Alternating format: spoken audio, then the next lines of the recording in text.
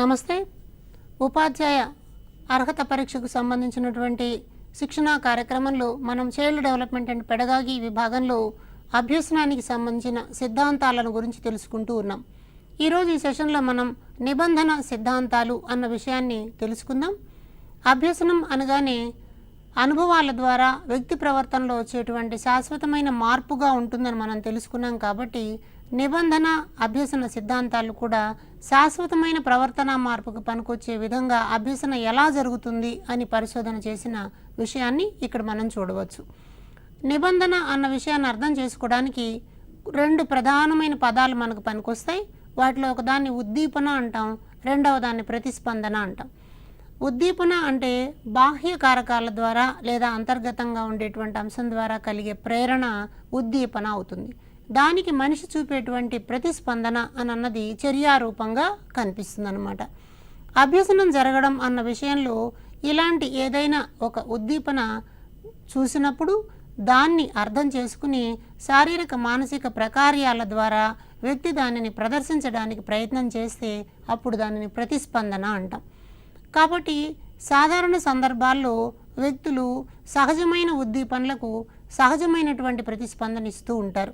అయితే అభ్యసన నిబంధన అన్న దగ్గర సహజమైనటువంటి ఉద్దీపనకు సహజంగా లేనటువంటి ప్రతిస్పందన ఇస్తే దానిని మనం నిబంధన అంటాం అన్నమాట. అంటే సాధారణంగా మనం ప్రయోగాలు, ఈ కండిషనింగ్ ప్రయోగాలను చూసినప్పుడు ఉద్దీపన అన్నది ఒక బహుమానం లాంటిది అని అనుకుందాం. దాని నుంచి వచ్చేటువంటి సహజం కాని ప్రతిస్పందన కల్పించటం. ఆ వచ్చే ప్రతిస్పందన సహజంగా కాదు, అంటే కృత్రిమంగా వచ్చేటువంటి ప్రతిస్పందన అయి ఉంటే దానిని మనం నిబంధన అని చెప్పి చెప్తామన్నమాట. అయితే ఈ నిబంధన రావాలి అన్నప్పుడు పావ్లోవ్ ప్రయోగంలో మనం గమనించింది ఏంటంటే శాస్త్రీయ నిబంధన, సాంప్రదాయ నిబంధన అన్నటువంటి సిద్ధాంతంగా పావ్లోవ్ ప్రయోగం కనిపిస్తుంది. కాబట్టి నిబంధన సిద్ధాంతాల్లో పావ్లోవ్ ప్రతిపాదించినటువంటి శాస్త్రీయ నిబంధన సిద్ధాంతము, స్కిన్నర్ చెప్పినటువంటి కార్యసాధక నిబంధన సిద్ధాంతం ముఖ్యమైన సిద్ధాంతాలుగా చూస్తాం. అయితే ఈ రెండింటిలోనూ మనకి ఉద్దీపన, ప్రతిస్పందన అన్నవి ప్రధానంగా కనిపిస్తాయి. అయితే శాస్త్రీయ నిబంధనలో ఉద్దీపనకు ప్రాధాన్యత ఉంటుంది కాబట్టి దీనిని ఎస్ టైప్ సిద్ధాంతము లేదా స్టిమ్యులస్ టైప్ సిద్ధాంతం అంటారు. కార్యసాధక నిబంధనలో ప్రతిస్పందనకు ప్రాధాన్యత, రెస్పాన్స్కు ప్రాధాన్యత ఉంటుంది కాబట్టి దానిని ఆర్ టైప్ సిద్ధాంతము అని చెప్పి అంటారు. కాబట్టి ఒక ఉద్దీపనకు సహజ సిద్ధం కానటువంటి ప్రతిస్పందన వస్తే దానిని మనం నిబంధన అంటాం. ఈ నిబంధన ఎలా ఏర్పరుస్తారన్న దాంట్లో రెండు అంశాలు, ఒకటి సైంటిఫిక్గా ఏర్పరచడం, రెండవది పని చేయడం ద్వారా ఏర్పరచడం. కాబట్టి ఈ రెండు సిద్ధాంతాలని మనం పరిశీలించే ప్రయత్నం చేద్దాం. ఇక్కడ చాలా ప్రశ్నలు మన గతంలో కూడా పరీక్షలో వచ్చినాయి కాబట్టి కొంచెం జాగ్రత్తగా దీనిని చూడాలని విజ్ఞప్తి. మొదటిగా శాస్త్రీయ నిబంధన. ఈ శాస్త్రీయ నిబంధన అన్న భావాన్ని ప్రవేశపెట్టినది ఇవాన్ పావ్లోవ్. ఈయన రష్యా దేశస్థుడు. ఈయన ఏం చేశాడంటే నిబంధన ప్రయోగం కోసం ఈయన కుక్కల మీద ప్రయోగాలు చేయడం అన్న జరిగింది. ఈయన ఏమంటున్నాడు, నిబంధన రహిత క్రియలను నిబంధన సహిత ప్రతిక్రియలుగా మార్చడం అని అన్నాడు. నిబంధన రహిత అంటే అక్కడ ఏ రకపు నిబంధన లేకుండా ఉన్నప్పుడు, కండిషన్ ఏమీ లేకుండా ఉన్నప్పుడు కండిషన్ ఉండేలాగా మారిస్తే దానిని ఆయన శాస్త్రీయ నిబంధన అని చెప్పాడు. అంటే సాధారణంగా వచ్చేటువంటి ప్రతిస్పందనలు ఉంటాయి, ఆ సాధారణంగా వచ్చేటువంటి ప్రతిస్పందనల్ని కృత్రిమంగా కూడా రప్పిస్తే అప్పుడు దాన్ని నిబంధన అంటారు అని మనం ఇక్కడ అర్థం చేసుకోవాలి. కాబట్టి గ్రంథాలు, ఈయన రాసినటువంటి పుస్తకాల్లో కండిషన్ రిఫ్లెక్సెస్ అని అన్నది, the work of digestive glands అన్న రెండు పుస్తకాలు ఇంపార్టెంట్. ఈ పేర్లు కూడా మనకి గతంలో అడుగున్నారనమాట. ఇప్పుడు మనం శాస్త్రీయ నిబంధన అంటే ఏమిటి అని అన్నది చూద్దాం.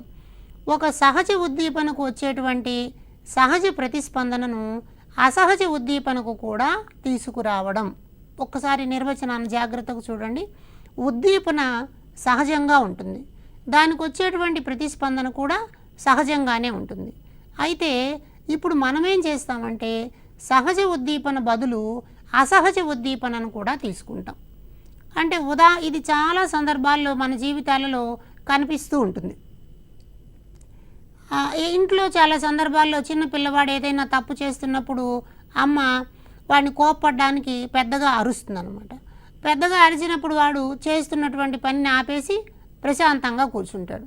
ఇలా పెద్దగా ఆపేసే సందర్భాల్లో అమ్మ ఏదైనా తలుపు చప్పుడు చేయడము, లేకపోతే బల్ల మీద గట్టిగా కొట్టడము ఇలాంటివి చేసినప్పుడు అప్పుడు కూడా మళ్ళా నిశ్శబ్దం అయిపోవడం కనిపిస్తుంది. మనం క్లాస్ రూమ్లో కూడా ఇదే సన్నివేశాన్ని చూస్తాం. టీచరు సైలెన్స్ అని అంటాడు. సైలెన్స్ అని అనగానే పిల్లలందరూ నిశ్శబ్దంగా అయిపోతారు. ఇది సహజ ఉద్దీపనకు వచ్చిన సహజ ప్రతిస్పందన. అయితే చాలాసార్లు టీచర్ సైలెన్స్ అనేటప్పుడు బల్ల మీద గట్టిగా ఒక దెబ్బ వేస్తాడు. ఈసారి సైలెన్స్ అనకుండా బల్ల మీద గట్టిగా కొట్టినప్పుడు కూడా క్లాసులో పిల్లలందరూ నిశ్శబ్దంగా మారిపోతారు. ఇలా మారిపోతే అసహజమైనటువంటి ఉద్దీపనకు కూడా సహజమైన ప్రతిస్పందన వచ్చినట్టు. టీచర్ సైలెన్స్ అని అనడమేమో సహజ ఉద్దీపన, పిల్లలందరూ నిశ్శబ్దంగా మారిపోవడం సహజ ప్రతిస్పందన. టీచర్ బల్ల మీద గట్టిగా కొట్టడం అసహజమైనటువంటి ఉద్దీపన, పిల్లలందరూ నిశ్శబ్దంగా మారిపోవడం సహజమైన ప్రతిస్పందన. కాబట్టి శాస్త్రీయ నిబంధనలో అసహజమైనటువంటి ఉద్దీపనకి కూడా సహజమైన ప్రతిస్పందన రప్పించవచ్చు అని చెప్పినటువంటి వాడు పావ్లోవ్ అన్నమాట. ఈ పావ్లోవ్ సిద్ధాంతం కుక్కల మీద జరిగింది. ఇందులో కుక్కకి ఆహారాన్ని ఇచ్చినప్పుడు లాలాజలం ఊరడం అన్నటువంటిది ఈయన ప్రయోగంలో కనిపిస్తుంది. ఇందులో కొన్ని దశల్లో మనం దీన్ని అర్థం చేసుకోవచ్చు. 1వ దశలో ఏం జరుగుతుందో చూడండి. సాధారణంగా ఈ దశల మీద ప్రశ్నలు ఉంటాయి. 1వ దశ ఏంటి? అన్కండిషన్డ్ స్టిమ్యులస్ ఉన్నప్పుడు అన్కండిషన్డ్ రెస్పాన్స్ వస్తుంది అని అన్నారు అర్థం. అంటే ఒక నిర్నిబంధిత ఉద్దీపన ఉన్నప్పుడు లేదా ఒక సహజ ఉద్దీపన ఉన్నప్పుడు సహజమైనటువంటి ప్రతిస్పందన రావడం, అన్కండిషన్డ్ స్టిమ్యులస్ రావడం. ఆహారం అన్నది సహజమైనటువంటి ఉద్దీపన, లేదా దాన్ని మనం నిర్నిబంధిత ఉద్దీపన అని కూడా అనొచ్చు. సాధారణంగా మనం ఆహారం ఇవ్వడం అన్నది సహజంగా ఉండేటువంటి ఉద్దీపన. ఆహారం ఇవ్వగానే కుక్కలో లాలాజలం రావడం అన్నది సహజమైన ప్రతిస్పందన. కాబట్టి సహజమైన ప్రతిస్పందనని ఇంకొక రకంగా నిర్నిబంధిత ప్రతిస్పందన అంటాం. అంటే నిబంధన లేని ప్రతిస్పందన. దీన్ని మనం అన్కండిషన్డ్ రెస్పాన్స్ అంటాం. 1వ దశలో పావ్లోవ్ ఏం గమనించాడు? ఆహారం ఇచ్చినప్పుడు లాలాజలం వస్తుంది, సహజ ఉద్దీపన ఉన్నప్పుడు సహజ ప్రతిస్పందన వస్తుంది, నిర్నిబంధిత ఉద్దీపన ఉన్నప్పుడు నిర్నిబంధిత ప్రతిస్పందన వస్తుంది, అన్కండిషన్డ్ స్టిమ్యులస్ ఉన్నప్పుడు అన్కండిషన్డ్ రెస్పాన్స్ వస్తుంది అని చెప్పాడనమాట. ఎగ్జామ్లో మనకి ఇలాంటి స్టేట్మెంట్స్ మీదనే క్వశ్చన్స్ వస్తాయి. పావ్లోవ్ ప్రకారం 1వ దశలో అంశము అంటాడు. 1వ దశలో అంశం ఇన్ని మాటలు చెప్పినా అవన్నీ ఒకటే. ఆహారానికి లాలాజలం రావడం అన్న అదే, అన్కండిషన్డ్ స్టిమ్యులస్కి అన్కండిషన్డ్ రెస్పాన్స్ అనొచ్చు, సహజ ఉద్దీపనకి సహజ ప్రతిస్పందన అనొచ్చు, నిర్నిబంధిత ఉద్దీపనకు నిర్నిబంధిత ప్రతిస్పందన అని కూడా అనొచ్చు. కాబట్టి మీరు నోట్బుక్లో జాగ్రత్తగా దీన్ని నోట్ చేసుకోండి. ఇక్కడ ప్రశ్న చాలా సులభంగా ఆన్సర్ చేయడానికి అవకాశం ఉంది. అలాగే 2వ దశను మనం గమనిద్దాం. ఈ 2వ దశలో అన్కండిషన్డ్ స్టిమ్యులస్కి అన్కండిషన్డ్ రెస్పాన్స్కి ముందుగా మరొక ప్రత్యేకమైన పరిస్థితి కలుస్తుందన్నమాట. ఆ ప్రత్యేకమైన పరిస్థితి గంట శబ్దం. ఆహారము అన్నది ఒక సహజమైన ఉద్దీపన, లాలాజలం అన్నది ఒక సహజమైన ప్రతిస్పందన. అయితే పావ్లోవ్ ఏం చేశాడు? ముందుగా ఒక గంట శబ్దాన్ని ఇచ్చాడు. ఆ గంట శబ్దము అని అన్నది అసహజమైన ఉద్దీపన, అంటే కండిషన్డ్ స్టిమ్యులస్. దానినే మనం నిబంధిత ఉద్దీపన. ఈ ప్రశ్న చాలాసార్లు డైరెక్ట్గా అడిగారు. పావ్లోవ్ ప్రయోగంలో 2వ దశలో నిబంధిత ఉద్దీపన అనగా అని అన్నారు. నిబంధిత ఉద్దీపన అంటే గంట శబ్దము.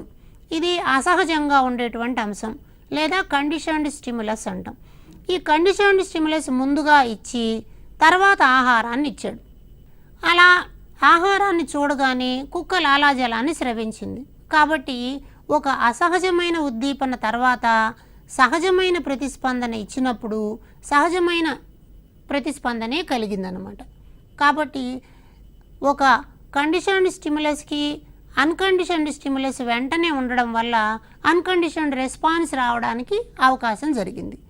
అయితే ఇది ముందు కుక్క గుర్తించలేకపోవచ్చు. కొన్ని ప్రయత్నాల మీదట గంట శబ్దానికి ఆహారానికి మధ్యలో ఉండేటువంటి సంబంధాన్ని ఆ కుక్క గుర్తిస్తుంది. అంటే గంట కొట్టడం ద్వారా ఆహారం పెడతారు అని కొంచెం అర్థం చేసుకోవడానికి 2వ దశలో అవకాశం కలిగిందనమాట. ఇప్పుడు 3వ దశకి చివరి దశకి చూద్దాం. 3వ దశలో మనకి ప్రధానంగా ఏం కనిపిస్తుంది? గంట శబ్దము అన్నది ముందుగా వినిపిస్తోంది. గంట శబ్దం వినిపించగానే కుక్క ఏమనుకుంటుంది, ఇప్పుడు ఆహారం పెడతారు అన్న ఉద్దేశంతో లాలాజలం కార్చడం మొదలెట్టింది. కాబట్టి సహజంగా కుక్కలో ఉండేటువంటి లక్షణం ఏంటి, ఆహారం పెట్టినప్పుడు మాత్రమే లాలాజలాన్ని ఇవ్వడం. కానీ ఈ అభ్యసనం జరిగిన తర్వాత ఏమైపోయింది, గంట శబ్దానికి కూడా లాలాజలాన్ని ఇవ్వడం అన్నది జరిగిందనమాట. కాబట్టి గంట శబ్దము అని అన్నది ఒక నిబంధిత ఉద్దీపన అయితే దానికి అసహజమైనటువంటి ప్రతిస్పందనగా నిబంధిత ప్రతిస్పందనగా లాలాజలం వచ్చింది. కాబట్టి ఇప్పుడు నిబంధిత ఉద్దీపన నిబంధిత ప్రతిస్పందనకి దారితీస్తుంది అన్నమాట. అందుకని దీన్ని మనం కండిషన్డ్ స్టిమ్యులస్కి కండిషన్డ్ రెస్పాన్స్ వచ్చింది అని చెప్పి 3వ దశలో చెప్తాం. ఒకసారి ఇక్కడ స్క్రీన్ మీద చూడండి 3 రకాల దశల మధ్య ఉండే సంబంధాన్ని. అన్కండిషన్డ్ స్టిమ్యులస్కి అన్కండిషన్డ్ రెస్పాన్స్ రావడాన్ని మొదటి దశ అంటాం. కండిషన్డ్ స్టిమ్యులస్ తర్వాత అన్కండిషన్డ్ స్టిమ్యులస్ ఇస్తే అప్పుడు కూడా అన్కండిషన్డ్ రెస్పాన్సే వస్తుంది, దానిని మనం 2వ దశ అంటాం. 3వ దశలో కండిషన్డ్ స్టిమ్యులస్కి కండిషన్డ్ రెస్పాన్స్ వస్తే దాన్ని మనం 3వ దశ అంటాం. ఈ 3వ దశ వచ్చేసరికి అభ్యసనం జరిగింది అని అర్థమవుతుంది. అంటే ఆహారాన్ని చూడగానే లాలాజలం ఇచ్చేటువంటి కుక్క గంట శబ్దానికి కూడా లాలాజలం ఇవ్వడం అని అన్నది కండిషన్డ్ అన్నమాట. దీనిని మనం శాస్త్రీయ నిబంధన అంటాం. ఇలాంటి ప్రయోగాన్ని చేసి పావ్లోవ్ అభ్యసన ఎలా జరుగుతుంది అని చెప్పాడు. దాంతోపాటు ఈయన ఏం చేశాడంటే కొన్ని అభ్యసన సూత్రాలను కూడా ప్రతిపాదించాడు. వీటిని మనం నిబంధిత అభ్యసన సూత్రాలు అంటాం.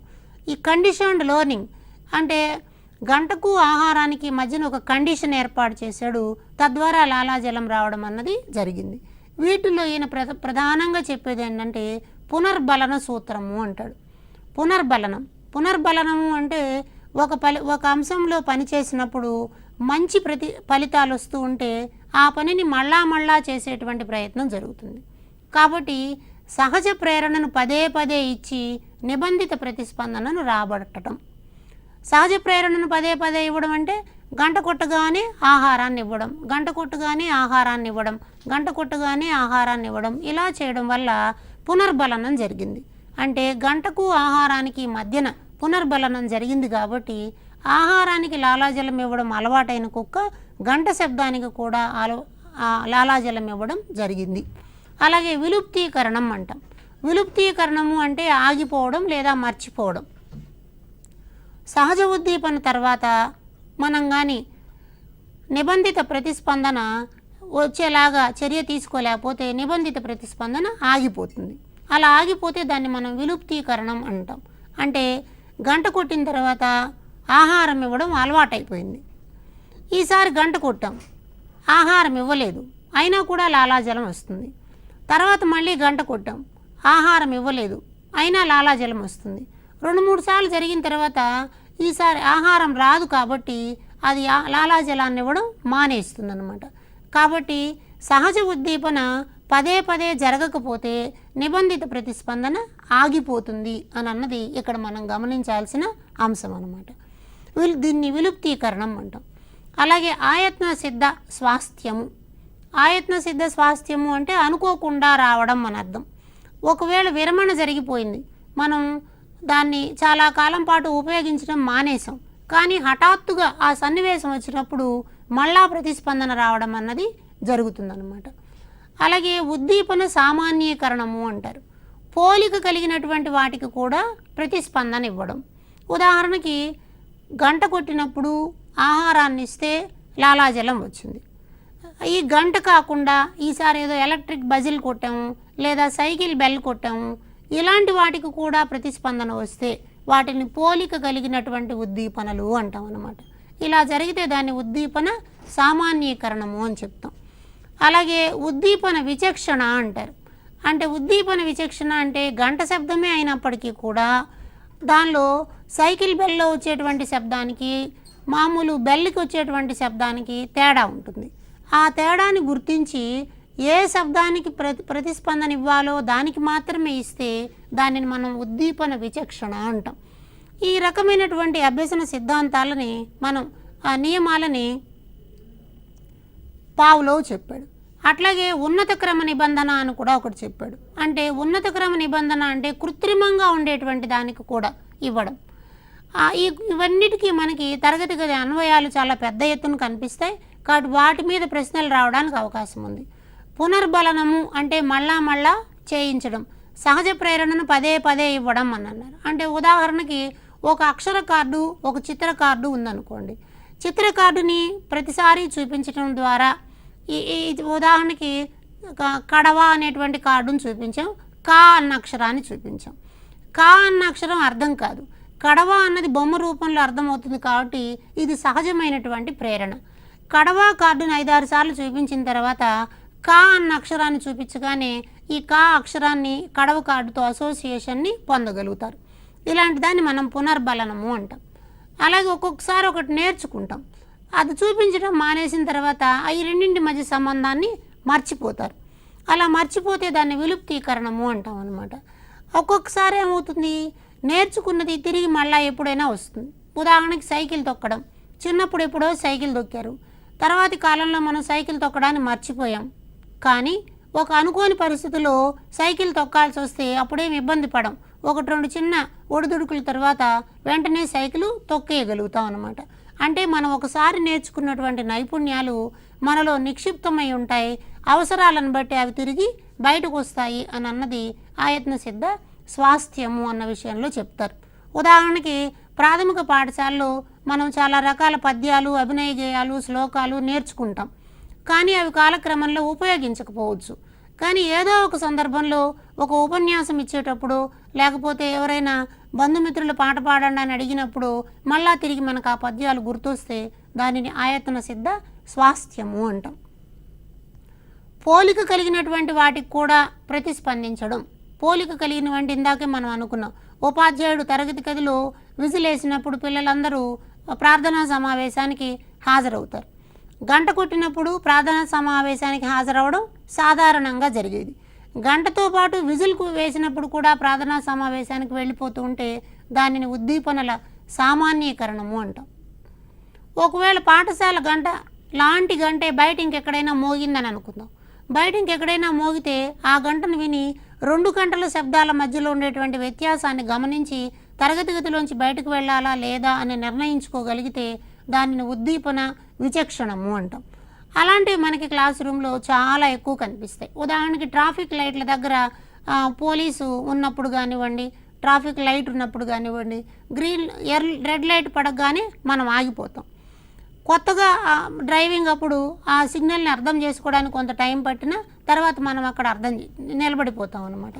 అట్లాగే సంగీతము, నాట్యము ఇలాంటివన్నీ నేర్చుకోవడంలో కూడా ఒక నిబంధన అన్నదాన్ని ఏర్పరుస్తారు. అంటే పదే పదే చేయడం ద్వారా, పునర్బలనం చెందించడం ద్వారా ఆ రకపు భంగిమని పెట్టడం, ఆ సంగీతాన్ని అదే మాధ్యమంలో సాధన చేయడం, ఇట్లాంటివన్నీ వస్తాయి. అలాగే వ్యక్తుల్లో ఉండేటువంటి చెడు లక్షణాలను పోగొట్టడానికి కూడా మన వాళ్ళు ఈ శాస్త్రీయ నిబంధనని వాడవచ్చు అని చెప్తారు. ఉదాహరణకి ఎవరికైనా గోళ్ళు కొరికే అలవాటు ఉందనుకోండి, మన వాళ్ళు చెప్తుంటారు నోట్లో వేలు పెట్టగానే తొడపాయసం పెడతాం అంటాం, లేదా గోళ్ళు కొరుకోగానే ఒక మొట్టికాయ వేస్తాం అంటాం. తద్వారా ఏమైపోతుంది, ఒక నెగిటివ్ వస్తుంది అనమాట. వీటి నోట్లో వేలు పెట్టుకోగానే అది గుర్తొస్తుంది కాబట్టి మానేస్తారు. కాబట్టి ఇలా ప్రతిస్పందన జరగడం అన్నది మనకు కనిపిస్తుంది.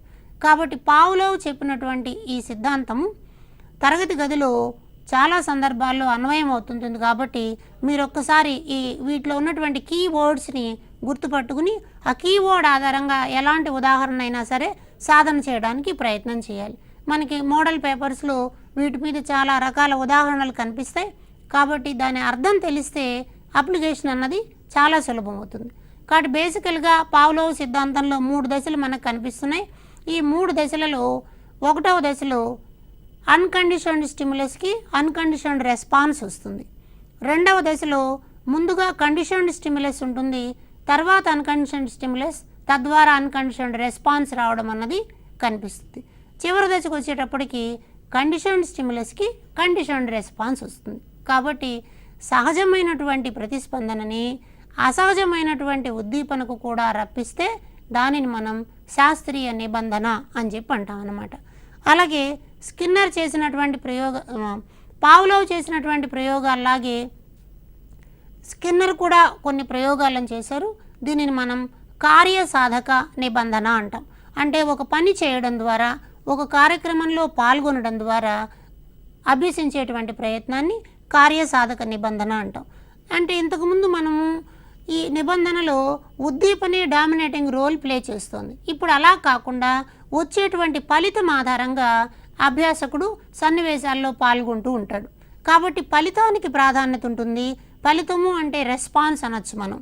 కాబట్టి రెస్పాన్స్కి ప్రాధాన్యత ఉంటుంది, ప్రతిస్పందనకి ప్రాధాన్యత ఉంటుంది. కాబట్టి దీనిని ఆర్ టైప్ సిద్ధాంతము అంటారు. ఆర్ టైప్ సిద్ధాంతం. ఈ ప్రయోగంలో అక్కడ వస్తువులను తాకటం వలన మీట నొక్కడం అనేటువంటి ఒక పని ఉంటుంది. కాబట్టి దీనిని పరికరాత్మక నిబంధన అని కూడా పిలుస్తారు. అలాగే ప్రచాలక నిబంధన అని కూడా ఉంది. కాబట్టి కార్యసాధక నిబంధన అన్న, ఆర్ టైప్ సిద్ధాంతం అన్న, ప్రచాలక నిబంధన, పరికరాత్మక నిబంధన ఇవన్నీ కూడా దీనికి ఉండేటువంటి పేర్లు. దీనిని ప్రవేశపెట్టిన వారు బిఎఫ్ స్కిన్నర్. ఈ స్కిన్నరు బిహేవియర్ ఆఫ్ ఆర్గానిజమ్స్ అన్న గ్రంథాన్ని రాశాడు. ఈ బిహేవియర్ ఆఫ్ ఆర్గానిజమ్స్ అన్న గ్రంథంలో మనం కార్యసాధక నిబంధన అతను పావురాల మీద చేసినటువంటి ప్రయోగాన్ని, ఎలుకల మీద చేసినటువంటి ప్రయోగాన్ని చూడవచ్చు అన్నమాట. ఇక్కడ ఫలితానికి ప్రాధాన్యత ఉంటుంది. కాబట్టి తారండైకి చెప్పినటువంటి ఫలిత నియమం ఇందులో ప్రధానంగా మనకు కనిపిస్తుంది. అంటే ఉపయోగకరమైనటువంటి ప్రతిస్పందనలను ఉపయోగించడం ద్వారా సహజ ఉద్దీపనలను మనం పునర్బలనం చేయవచ్చు అంటారు. అంటే ఇచ్చేటువంటి ప్రతిస్పందన లాభం కలుగుతుంది అని అనుకున్నప్పుడు మనం పునర్బలనం చేస్తే అభ్యసనం జరుగుతుంది అంటారు. ఈ ఎలుకల మీద ప్రయోగం చేయడానికి ఈయన ఒక పేటిక లాంటిది వాడాడు. దానిని మనం స్కిన్నర్ పేటిక లేదా పజిల్ పెట్టె అని కూడా అంటారనమాట. ఇందులో ఒక మీట ఉంటుంది, స్విచ్. ఆ స్విచ్ నొక్కినప్పుడు దానికి తలుపు తెరుచుకుని ఆహారం రావడం, అది ఆహారాన్ని తినడం అన్నది మనకు కనిపిస్తుంది. అయితే ఈ ప్రయోగంలో ఒక 4 ప్రధాన అంశాలు ఉన్నాయి. ఒకసారి చూడండి. మీట అన్నదేమో నిబంధిత ఉద్దీపనగా కనిపిస్తుంది. మీట నొక్కడం అన్నది నిబంధిత ప్రతిస్పందన. అంటే అది ఒక సరైన ప్రతిస్పందన అన్నమాట. ఆ ప్రతిస్పందన ఆహారపు గుళిక వలన వస్తుంది. అంచేత ఆహారపు గుళిక అన్నది ఒక సహజ ఉద్దీపన. ఎక్కువసార్లు దాన్ని పునర్బలనం చెందేటువంటి ఉద్దీపనగా చేస్తామన్నమాట. ఇప్పుడు మనం ఆహారం తినడం అన్నది సహజ ప్రతిస్పందన. కాబట్టి కొంచెం పదాలు జాగ్రత్తగా గుర్తుపట్టండి. ఆహారపు గుళిక అన్నది నేను తినాలి అన్న కోరికను కలిగిస్తుంది. అంచేత ఇది సహజమైన ఉద్దీపన. అది దొరికాక తినేస్తే సహజమైన ప్రతిస్పందన. అయితే ఇప్పుడు మనం ఏం చేస్తున్నాం ప్రయోగంలో, సహజమైనటువంటి ఉద్దీపన వచ్చేటువంటి దానిని బట్టే ప్రతిస్పందన కూడా ఉంటుంది అంటున్నాడు. అంటే సహజమైన ఉద్దీపన ఎప్పుడు దొరుకుతుంది? సరిగ్గా మీటను నొక్కితే మాత్రమే దొరుకుతుంది. కాబట్టి సరిగ్గా మీటను నొక్కడము అని అన్నది సరైనటువంటి ప్రతిస్పందన. ఒకవేళ మీట నొక్కలేకపోతే ప్రతిస్పందన సరిగా లేదని అర్థం, అప్పుడు ఆహారం రాదు. కాబట్టి ప్రతిస్పందనను బట్టి ఉద్దీపన ఉంటుంది, స్టిమ్యులస్ని బట్టి రెస్పాన్స్ ఉంటుంది అని చెప్తే దానిని మనం కార్యసాధక నిబంధన అంటాం.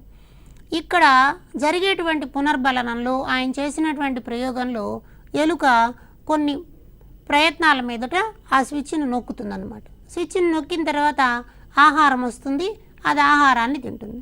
పావురం కూడా ఈ ప్రయోగాల్లోనే మనకు కనిపిస్తుంది. పావురం ఆ స్విచ్ని నొక్కుతుంది, ఆ తర్వాత ఆహారం రాగానే ఆహారాన్ని తింటుంది. ఇది ఆహారం తినాలి అని ఆహారము అన్నటువంటి ఒక ప్రేరణ కలిగించేటువంటి అంశం ఎదురుగుండా ఉంటుంది. కాబట్టి ఆ ఉద్దీపన కోసం ఇది ప్రతిస్పందన చూపిస్తుంది. కాబట్టి ఆహారం తినాలనుకున్నప్పుడు అది ప్రతిస్పందిస్తుంది. ఎలా? మీటను నొక్కడం ద్వారా. మీటను నొక్కింది కాబట్టి ఆహారం దగ్గరకు వస్తుంది, దానిని తినేస్తుంది.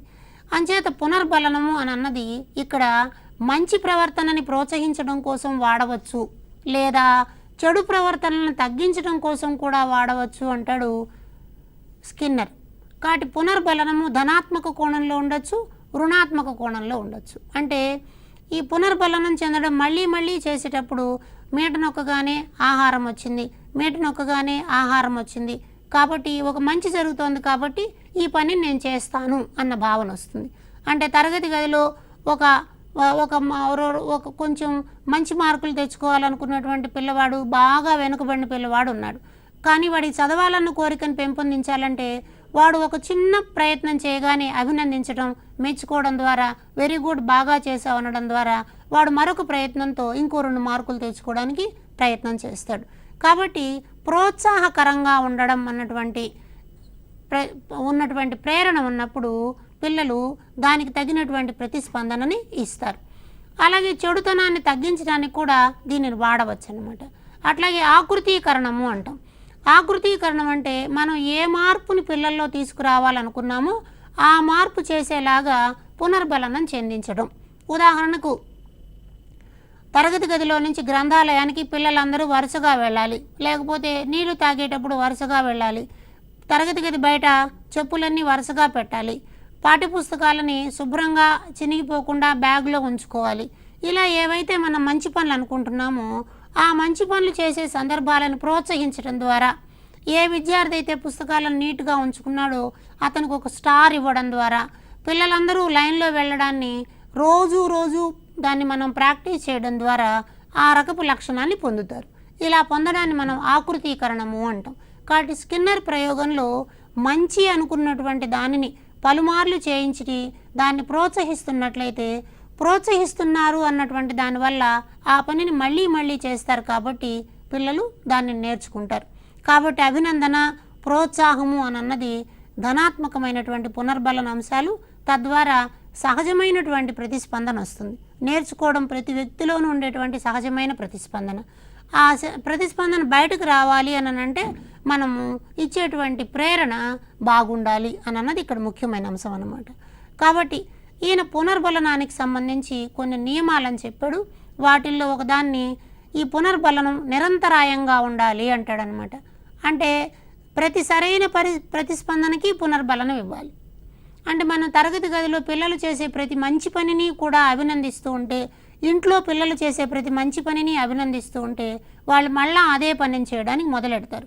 ఉదాహరణకి పిల్లలు ఉదయం నిద్ర లేవగానే దుప్పటి మడత పెట్టడం, ఒకవేళ దుప్పటి దుండు మడత పెట్టి సరి చేశారనుకోండి, అప్పుడు మనం అభినందించినట్లయితే ప్రతిరోజు ఆ పని చేస్తారు. కాబట్టి ఒక పని మంచిది అన్నప్పుడు దాన్ని నిరంతరం చేయడం.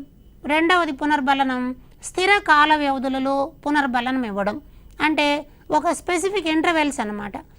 ఫర్ ఎగ్జాంపుల్, ఒక పీరియడ్ జరుగుతున్నప్పుడు ఒక్కొక్క పని అయిపోగానే పునర్బలనంగా అభినందన ఇవ్వడం.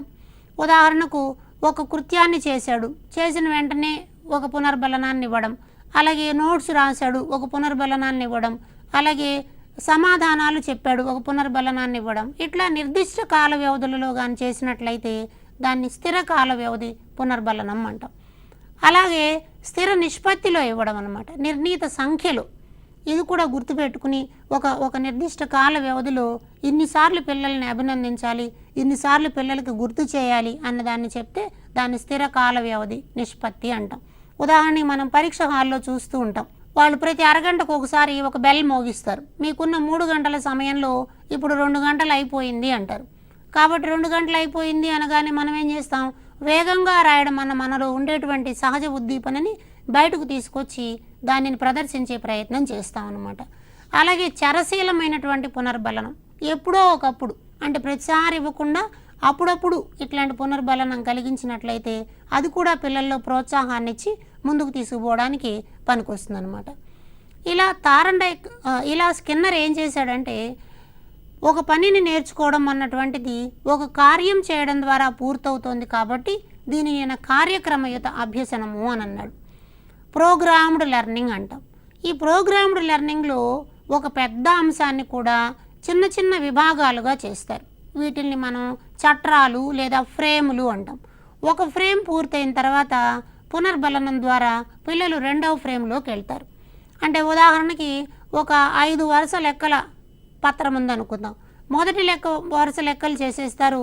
తద్వారా మా పిల్లలు ఇది సక్సెస్ అయిపోతారు, వెరీ గుడ్ అని టీచర్ అంటారు. తద్వారా వచ్చినటువంటి ప్రోత్సాహంతో 2వ ఫ్రేమ్లోకి వెళ్ళి అక్కడి లెక్కలను చేస్తారు. ఇవి కూడా సాధిస్తారు. సాధించడం ద్వారా పిల్లలు మంచి ప్రేరణ పొందుతారు. కాబట్టి తక్షణ పునర్బలనం అన్నది జరుగుతుంది. అయితే ఎక్కడైనా తప్పు చేస్తే అక్కడక్కడే స్వీయ మూల్యాంకనం చేసుకోవడానికి కూడా అవకాశం ఉంటుంది. కాబట్టి పిల్లవాడు ఎప్పుడు క్రియాత్మకంగా ఉంటాడనమాట. ఈ టోటల్ ప్రాసెస్లో పిల్లవాడు కేంద్రీకృతంగా ఉండడం అన్నది జరుగుతుంది. ఎవరికి వచ్చిన వేగంతో ఎవరి వైయక్తిక భేదాలతో వాళ్ళు నేర్చుకోవడానికి వీలవుతుంది. కాబట్టి కార్యక్రమయుత అభ్యసన విధానం అన్నది తరగతి గది బోధనలో వైయక్తిక భేదాల ఆధారంగా బోధన చేయడానికి, శిశు కేంద్రీకృత బోధనా పద్ధతులను అమలు చేసుకోవడానికి, పిల్లవాని వేగాలతో తను ఎంత వేగంతో నేర్చుకునేవాడో ఆ వేగంతో నేర్చుకోవడానికి, అలాగే ఎక్కడికక్కడ స్వీయ మూల్యాంకనం చేసుకోవడానికి అవకాశం కలిగే విధంగా తరగతి గది బోధనాభ్యసన ప్రక్రియలు ఉండాలి అని మనకి ఈ స్కిన్నర్ ప్రయోగం తెలియజేస్తుంది. కాబట్టి పావ్లోవ్, స్కిన్నర్ ప్రయోగాల రెండింటిని పరీక్ష దృష్ట్యా జాగ్రత్తగా గమనించాలని విజ్ఞప్తి చేస్తూ ఈ కార్యక్రమాన్ని ముగిస్తున్నాను. ధన్యవాదాలు.